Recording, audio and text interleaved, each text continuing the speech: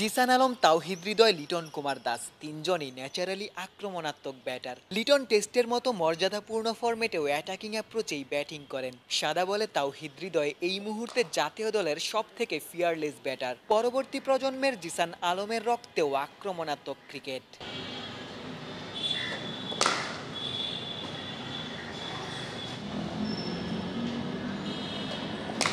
জাতীয় দলের ক্যাম্পে এসে ইতিমধ্যেই জিসান আগ্রহের কেন্দ্রবিন্দুতে। যুব দলের ক্রিকেটারদের মধ্যে জিসানই সব থেকে আক্রমণাত্মক ব্যাটার। জিসান সব আলো নিজের করে নিতে পেরেছেন ভয়ডরহীন ক্রিকেট খেলেই। ওয়ানডে ফরম্যাটের ডিপিএলে জিসানের স্ট্রাইক রেট 133। এইচপির হয়ে অস্ট্রেলিয়াতেও দারুণ কিছু ইনিংস খেলেছেন। এরই ধারাবাহিকতায় জাতীয় দলের ক্যাম্পে জিসানের গায়ে চাপানো এইচপির এই জার্সিটাও দ্রুতই জাতীয় দলের জার্সিতে বদলে যেতে পারে।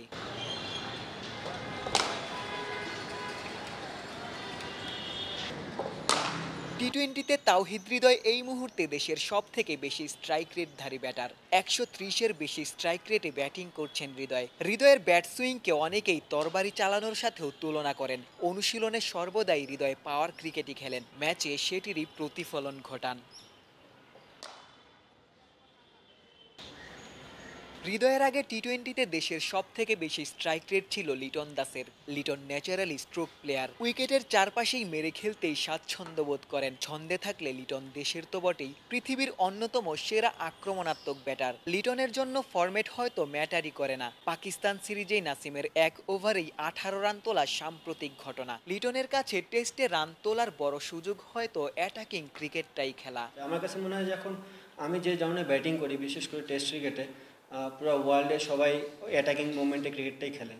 স্বাভাবিক বিষয়, টেস্ট ক্রিকেটে অ্যাটাকিং ফিল্ডিং থাকে, আউট হওয়ার চান্স যেমন বেশি থাকে, স্কোরিং করার অপরচুনিটিও বেশি থাকে। তো আমার যদি আমি একটু শট না খেলি, টিমের স্কোরবোর্ডও চলবে না, প্লাস আমার মনে হয় আমিও ওই জায়গায় স্ট্রাক হয়ে থাকবো। সো আমি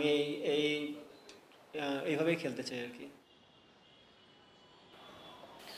আধুনিক ক্রিকেট যেমন ব্যাটিং ডিমান্ড করে, লিটন হৃদয়রা তেমনই ব্যাটিং করেন। জিসান আলমরাও সহজাত পাওয়ার ক্রিকেট খেলেই প্রস্তুত হচ্ছেন। অগ্রজদের মতো জাতীয় দলে সুযোগ পেলেও ভয়ডরহীন ক্রিকেটটাই খেলতে চাইবেন।